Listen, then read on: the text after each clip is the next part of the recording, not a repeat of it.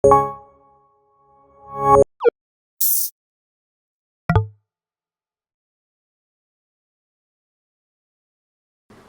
Pips, selamat datang di Z Podcast. Aku Melati. Aku Dimas. Kita di sini akan membahas tentang stigma buruk tentang Gen Z nih.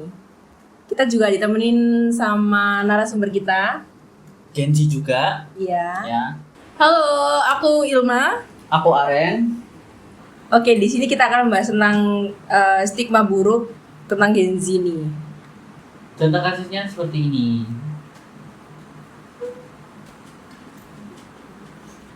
Menurut kalian, kenapa sih generasi atas menganggap sepele Gen Z? Jelaskan pendapat kalian. Aku dulu ya. Iya, boleh. Kalau menurut aku kan perbatasan antara Gen Z sama milenial. Jadi untuk melihat ada stigma buruk itu karena milenial itu kan udah dalam tahap udah berumur 3 bulan mau 3 bulan gitu kan. Iya. Terus sedangkan Gen Z itu kan masih dua itu kan. Jadi dalam tahap untuk explore pendewasaan itu masih belum ada. Bukan belum ada. Masih bertahap. Jadi di dunia kerja atau dimanapun itu ya pasti dianggap masih kayak kecil gitu loh. Karena kamu tuh masih di bawahku. Makanya stigmanya kayak gitu. Kalau dari aku sebelumnya kan di sini sebagai Gen Z ya. Aku di Gen Z ini merasa aku lahir itu berbarengan dengan kemajuan sebuah teknologi, yaitu seperti HP. Di situ aku mulai tumbuh itu dibarengi dengan melihat dunia luar itu dengan teknologi. Jadi menurutku sampai saat ini aku merasa teknologi ini masih sangat membantu aku dalam kayak hubungan komunikasi ataupun mencari ilmu, menggali ilmu. Itu aku sangat terpaku sama media informasi. Dan menurutku juga pertanyaan tadi apa tadi? Stigma buruk anjing. Stigma buruk. Tentang Gen Z. Tentang Gen Z. Gen Z. Iya. Stigma buruknya itu mungkin kalau di dalam dunia pekerjaan ya, aku lebih suka pekerjaan yang ada fasilitasnya daripada terjun ke lapangan, karena memang dari awal aku di lingkungan yang memang agak di rumah aja gitu. Jadi serba ada juga ya. Dan fleksibel. Ya, fleksibel juga gitu. Kalau untuk sosial juga aku tetap berbau sama sosial, tapi itu bukan pacuan aku menjadi lebih baik, karena memang di dunia luar itu juga mencakup sosial bermasyarakat juga. Jadi itu mungkin kurang andil dalam masyarakat. Kalau tadi kan soal dunia kerja kan. Ya. Nah, kalau misalnya kayak Gen Z kan juga nggak mau double job desk atau tentang waktu yang nggak fleksibel, itu gimana menurut kalian? Aku sebelumnya di sini nggak kerja. Kamu lebih suka kayak gitu nggak? Enggak, karena aku memiliki sebagai Gen Z itu aku memiliki passion dalam pekerjaan, dan aku menyesuaikan passionku dengan pekerjaanku. Misalnya aku di bidang coding, aku suka kayak menganalisis data-data gitu. Aku pengen kerjanya di sini, jadi nggak pengen dalam dua multitasking pekerjaan itu, aku nggak mau. Jadi aku mau satu job. Idealis. Iya, idealis. Kalau menurut kalian mah? Dari sudut pandang apa ya? Pekerjaan. Sebenarnya kalau di atas kita, terutama ya milenial dan boomers itu kan mereka dituntut buat bisa semua kan. Apa ya, kayak serabutan. Kalau kerja itu kan serabutan, bisa semuanya gitu kan. Tapi Gen Z itu kan lebih kritis. Maksudnya sikapnya itu kayak adil. Kenapa aku kerja misal kayak ya kerja coding tapi disuruh yang lainnya, kan kayak gak adil gitu. Kok malah mempekerjakan aku yang lainnya, berarti gajiku harusnya double kan, kayak gitu kan ibaratkan kan.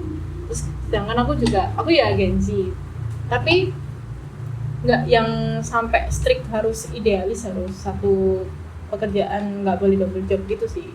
Menurut aku tuh karena kita middle class nggak yang harus kenceng-kenceng banget. Jadi ya aku tetap ada double job gitu di satu pekerjaan itu.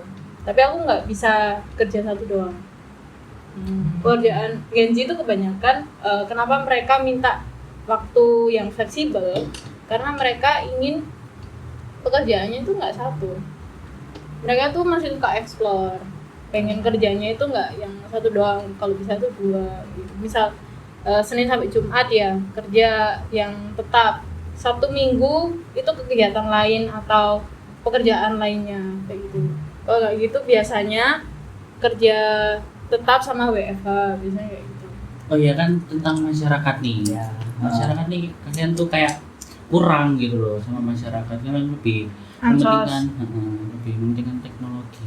Kamu Dari- banget gak sih? Oh ya, aku banget. lebih mementingkan teknologi daripada berbaur dengan masyarakat. Itu gimana? Iya Ya. iya paham. Dalam masyarakat, aku punya sebuah cara gimana aku bisa berbaur dengan masyarakat. Aku punya rumus malah.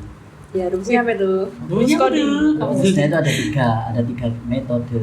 Pertama ada tesa, lalu kedua ada antitesa, yang ketiga ada sintesa. Apa itu? Apa itu? Mulai dari tesa yaitu gimana aku cara bergaul dan cara aku menanyakan kayak bersosialisasi gitu sampai menemukan satu masalah, apa itu konflik. Terus yang kedua itu antitesa. Antitesa itu melakukan konsolidasi. Biasanya aku apa yang kamu mau dari pembicaraanku itu, maka nanti timbul kalau dua tesa sama antitesa ini bergabung akan menimbulkan satu, yaitu sintesa, yaitu kesimpulan. Jadi caraku itu seperti itu dalam dunia masyarakat. Gitu. Berarti kamu juga picky kalau misal di Sebelumnya pikir loh, picky tuh pemilih gitu loh. pemilih. Ya, Enggak dipilih-pilih. semua, Ya, semua maksudnya- masyarakat aku berbaur. Pasti ada yang menurutku lingkungan gak enak ya pasti aku jauhi. Itu masih milih-milih sebenarnya. Oh iya. Iya. Kalau aku lebih ke malas ngomong aja. Langsung Oh, males ngomong. Malas. milenial. Bro. Tapi kebanyakan Gen Z itu gitu, Kak. Kayak introvert banget gitu. Iya. Iya, lebih ke rumah gitu loh, lebih di rumah. Lebih milih Soalnya gampang, sosial media. energinya gampang habis sih. Tapi kalau misal sekali keluar energinya banyak kan, kayak bertingkah atau apa. Tapi nyampe rumah udah kayak Males. Iya. Lemas. kayak males ngomong, wes diem aja pengennya gitu. Makanya jarang. Mungkin Gen Z ku lebih suka scroll kan. Iya, scroll medsos. Iya, di rumah kan daripada kayak keluar-keluar gitu. Yang penting kuota aman. Aman banget. Iya. Apalagi ada wifi tuh. Ya. Aman. Sih. Betul. Terus aku tadi kan mau tanya tentang FOMO-FOMO di tren-tren anak zaman sekarang. Kayak tentang face beauty, terus fashion. Nah, itu kan juga apa ya? Mempengaruhi mental-mental anak zaman sekarang, terutama Gen Z.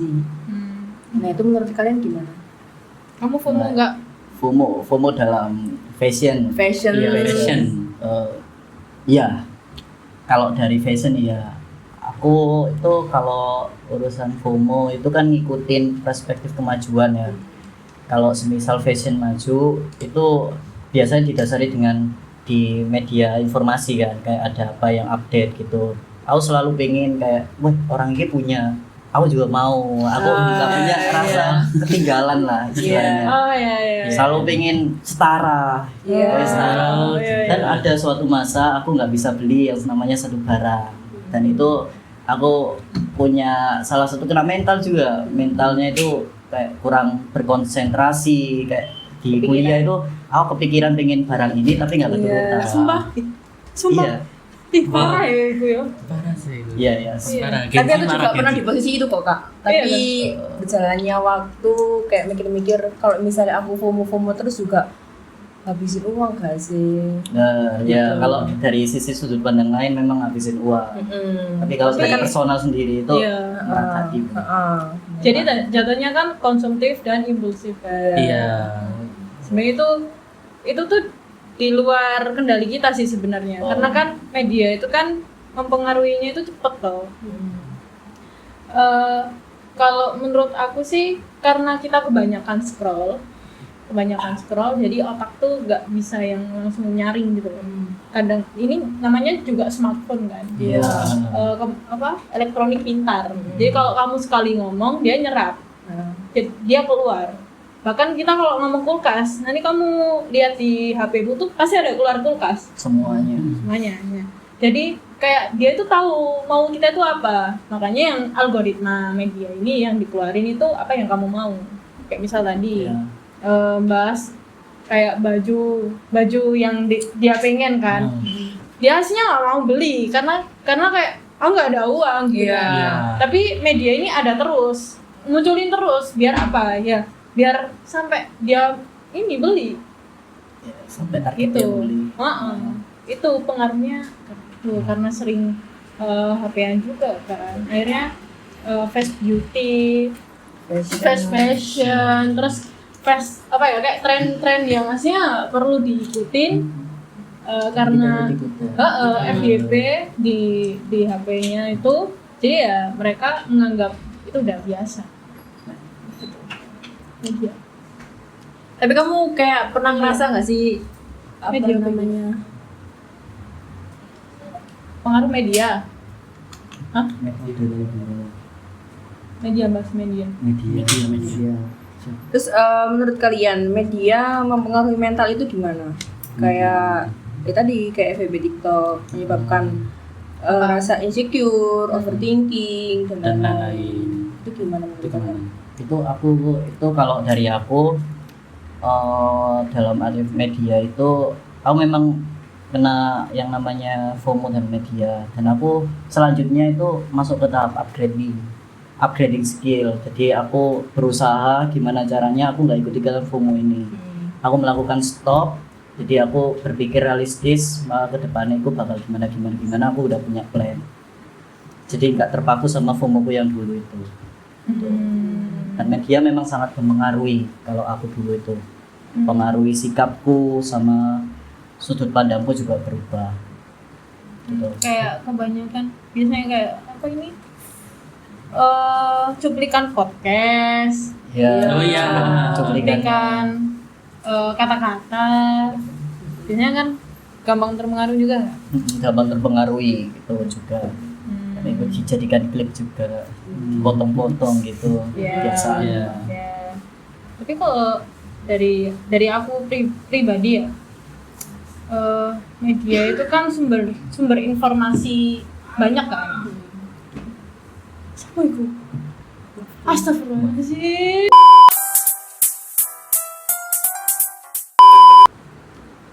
Cek, tetap dia mau ya. Itu apa mau? Apa? Oh, iki. Iya. Sik.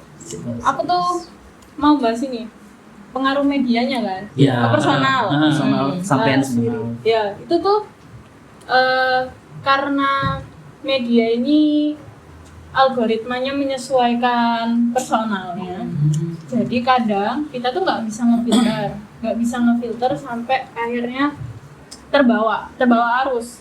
Iya. Yang harusnya kita bisa ngefilter, tapi karena kebawa arus ngikutin apa yang kita lihat, ya tren, lifestyle dan lain gitu kan. Nah, caranya kayak gimana? Itu ya puasa sosmed. Tapi kan Gen Z kan kayak kalau misalnya gak sekolah sosmed tuh kayak gak enak gitu loh Kak. Iya, kayak Kurang- boring gitu. Iya, loh, kayak boring. boring. Ya, pengalihannya apa? Baca buku.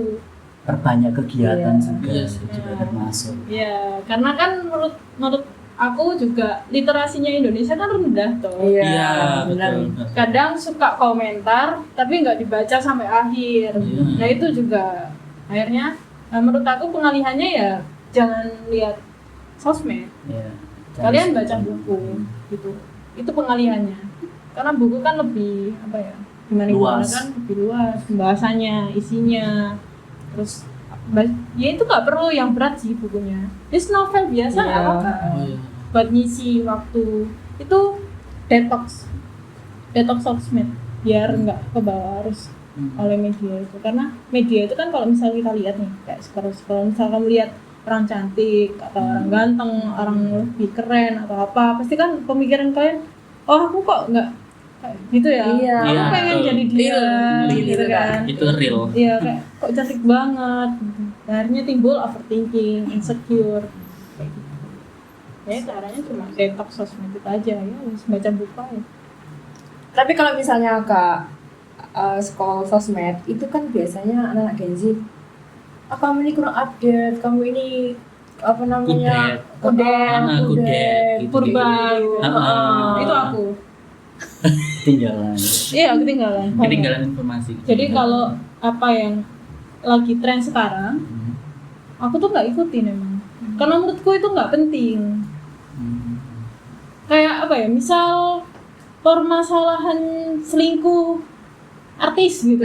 Oh iya. Nah itu kan banyak toh. Iya banyak. Yang menurut aku tuh sebenarnya nggak perlu kamu ketahui sampai seluk-beluknya gitu. Apalagi kayak si Zidul lah gitu. Iya. Iya. Nah, itu kan rame banget ya say. Rame banget. Iya itu kan nggak perlu kita ikutin gitu. Buat apa? Apa esensinya itu? Buat kita personal. Iya. Apa yang hikmahnya apa? Yang ada malah bikin kamu overthinking. Aku nggak mau nikah. Iya. Iya betul. Takut nanti kalau misal ada perselingkuhan ya. Padahal kan itu nggak bisa disamaratakan kan. Kayak gitu.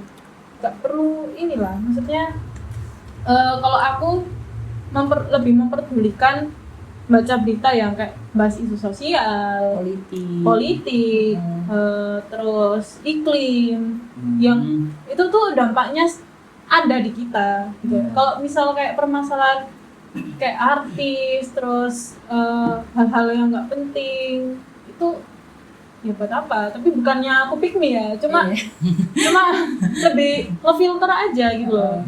Aku nggak apa-apa, aku sering kok dibilang kudet, ya serius, dibilang kudet terus nggak ngerti tren, nggak ngerti apa yang lagi dibahas rame sekarang sama orang-orang tuh nggak ngerti. Tapi kalau misal aku compare, kamu tahu nggak pembahasan soal pajak, PPN, bahas pemilu dan lain-lain, apa mereka paham? Nggak sih. Jarang. Gen Z kayak gitu. Jadi yang aku simpulkan berarti kan kita terlihat kudet dengan hal yang nggak kita tahu kan. Ya. Pun mereka juga kalau misal aku compare, mereka juga kudet sama hal yang aku ketahui. Jadinya kan kita nggak perlu lah kayak mengadu nasib hal yang kita tahu kan. Iya. Gitu. Sekian podcast kita kali ini. Sampai bertemu di podcast selanjutnya. See you, Pi.